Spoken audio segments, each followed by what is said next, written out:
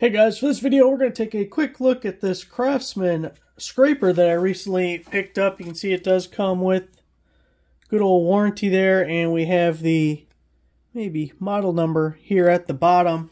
But typically most likely used for scraping glass, maybe trying to get glass off of a window or something. If you have a glass cooktop, you could use it to scrape off anything that may be stuck. And something with a nice handle like this definitely beats just holding the razor blade in your hand, which can get pretty uncomfortable pretty quickly. And as you can see, we do have a cover that goes over it, but the cover also works as its own plastic scraper. And then you just pull it straight out to get it off. Do be careful because that's a blade on the underside there. So we just pull it off like so. And it did come with this blade. That's not mine or anything. It comes like that. And then you can see this just pops out over these to change out the blade. You can just go to work. So pretty simple little guy here. And then to put this thing back on, we just want to make sure, whoa, we don't butterfinger it.